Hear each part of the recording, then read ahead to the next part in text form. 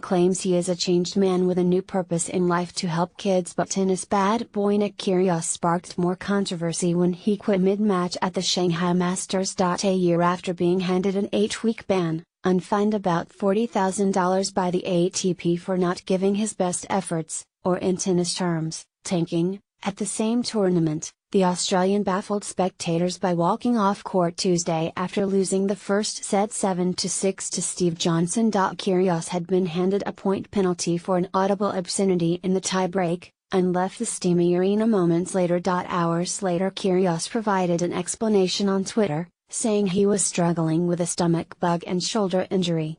He included a hashtag of "sorry. Once I lost the first set, I was just not strong enough to continue, because I've not eaten much the past 24 hours, Sunday's China Open finalist said.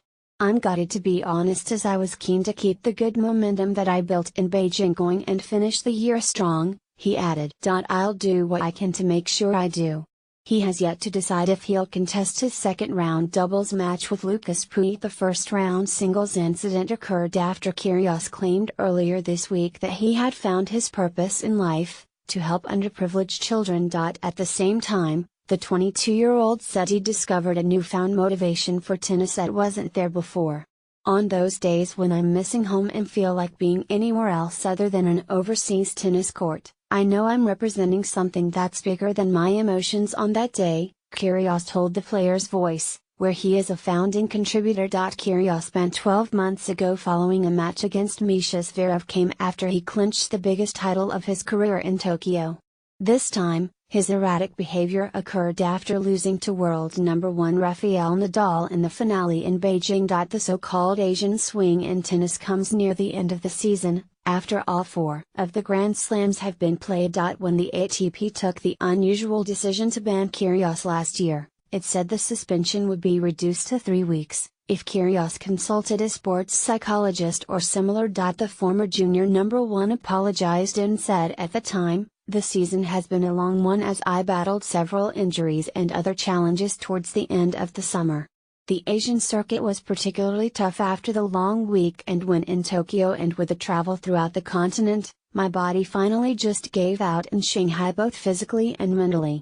This is no excuse, and I know very well that I need to apologize to the fans, in Shanghai, and in other parts of the world, as well as the tournament organizers in Shanghai who do an amazing job." Kyrgios, however, was recently fined $5,500 for his behavior at the US Open, while he has collected fines in the past at Wimbledon, and received a fine and 28-day ban for his lewd comments aimed at Stan Wawrinka's girlfriend in 2015. Kyrgios, who took his career prize money tally to about $5.5 million by making the final in Beijing, told the Player's Voice he plans to build a facility in Melbourne for underprivileged children. He is looking for land in Melbourne as well as partners to assist in the project, which he hopes to have underway by the time the Australian Open in Melbourne rolls around in January. The facility will house a tennis court, oval, basketball court. The Canberra native is a massive Boston Celtics fan, who claims he likes basketball more than tennis, and sleeping facilities. "For the first time, I feel like there is a reason for me to be doing what I'm doing," Kyrgios said.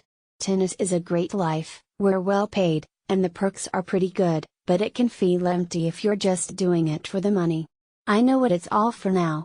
You've probably heard me say a few times over the years that I don't want tennis badly enough. But when I'm working on the NK Foundation and our Melbourne facility, I cast my mind forward to all the disadvantaged kids I'll be helping. I love kids. I get more happiness from helping kids out, and watching them succeed than I do from my own wins on the tennis tour. It's always been that way." He added, "If my vision is realized, it's my hope that I'll be remembered for this more than anything I have done, or will do on the tennis court. I'm going to be hands-on, whenever I'm home. I'll spend a few days catching up with everyone in Canberra, and then I'll drive to Melbourne to get stuck in at the facility. I don't reckon there can be anything better in life than giving kids a chance when they otherwise wouldn't have had one."